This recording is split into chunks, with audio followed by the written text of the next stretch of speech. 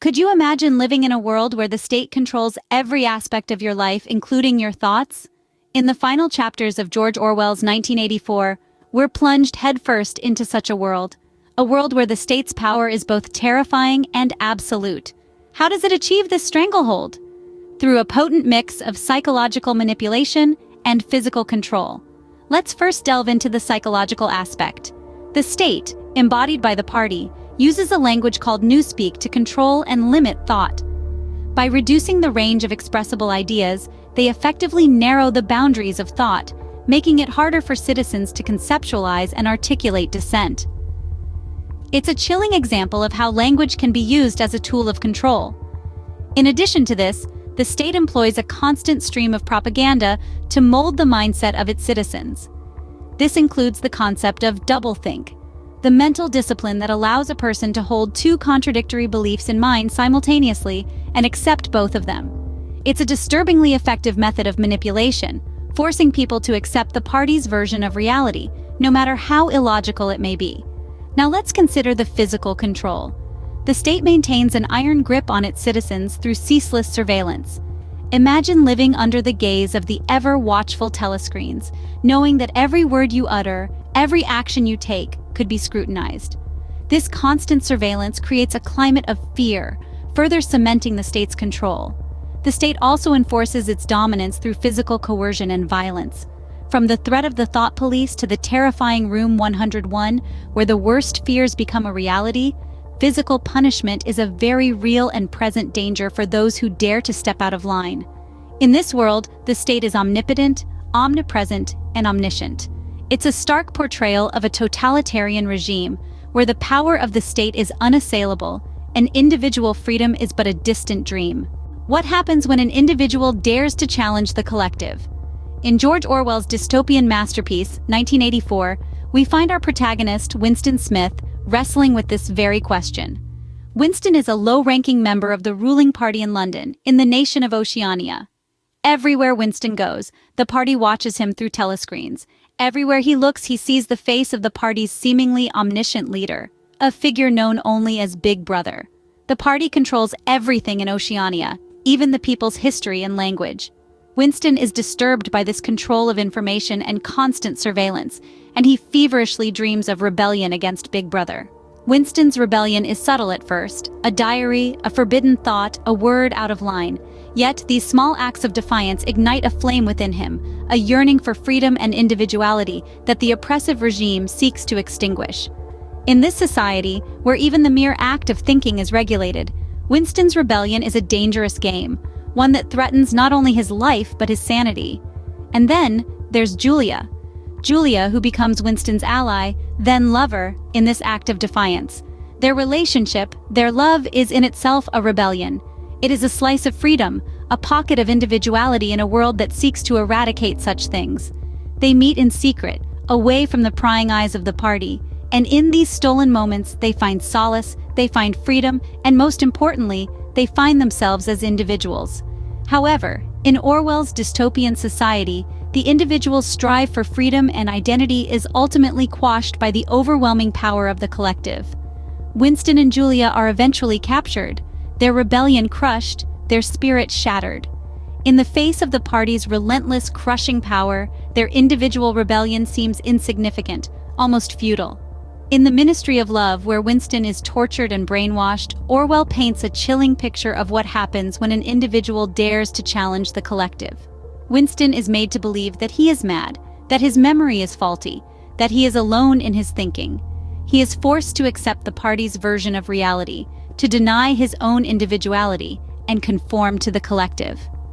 Orwell's 1984 is a stark reminder of the importance of individual freedom, and the dangers of a society where this is suppressed.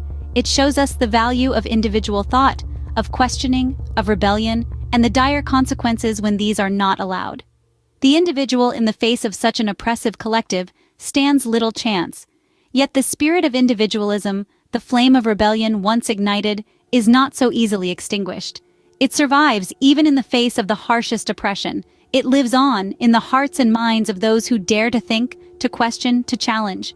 It is a beacon of hope, a call to resistance, a testament to the human spirit. In the face of the collective, the individual stands little chance. Can the human spirit ever be completely broken?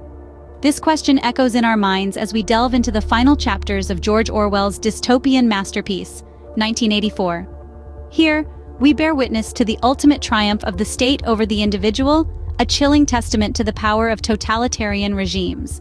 Our protagonist, Winston Smith, finds himself in the clutches of the state, subjected to a brutal process of psychological and physical torture.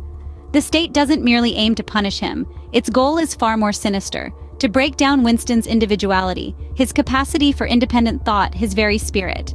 The state uses a concept Orwell coined as doublethink, the ability to hold two completely contradictory beliefs in one's mind simultaneously, and accept both of them. It's a form of mental gymnastics, a weapon of mass control, and a cornerstone of the totalitarian regime.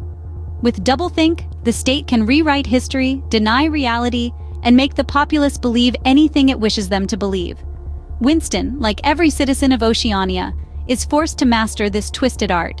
He is tortured until he sincerely believes that 2 + 2 = 5, a blatant contradiction of mathematical truth. This is not a question of mere compliance. The state doesn't want its citizens to lie. It wants them to believe the lie. The state's manipulation doesn't stop at altering perceptions of reality. It ventures into the realm of emotions, too. Winston, who once harbored a deep-seated hatred for Big Brother, the symbolic representation of the state, is made to love him. This emotional manipulation is the final nail in the coffin of Winston's spirit.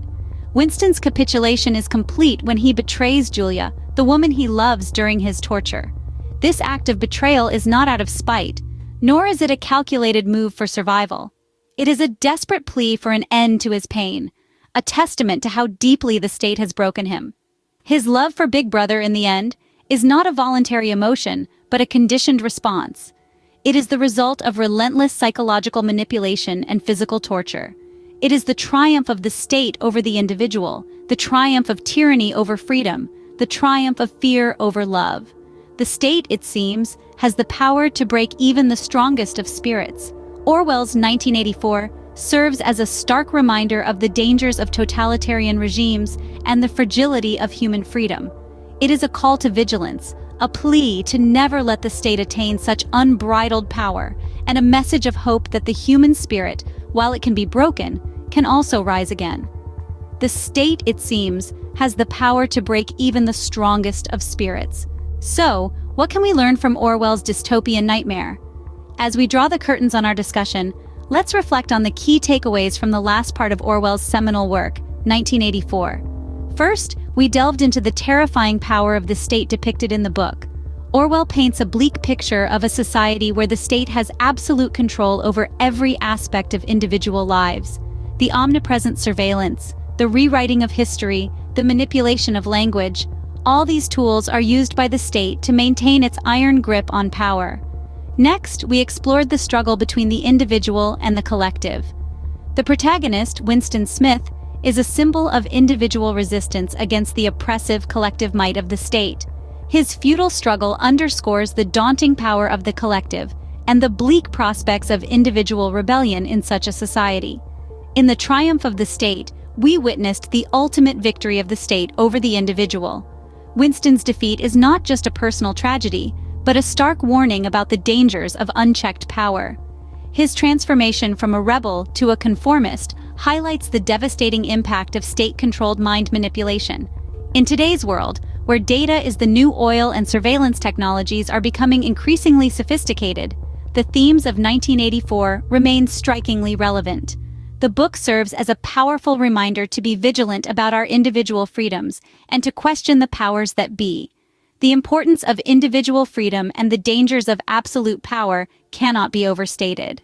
Orwell's 1984 is not just a novel, it's a cautionary tale about what can happen when power is unchecked and personal freedoms are eroded.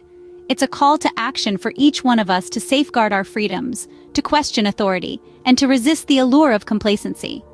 1984 serves as a chilling reminder of the potential consequences of unchecked power and the erosion of personal freedoms. It's not just a book, it's a mirror held up to society, reflecting our worst fears and challenging us to be better. Let's keep the spirit of Winston alive within us, questioning, resisting, and most importantly, thinking for ourselves.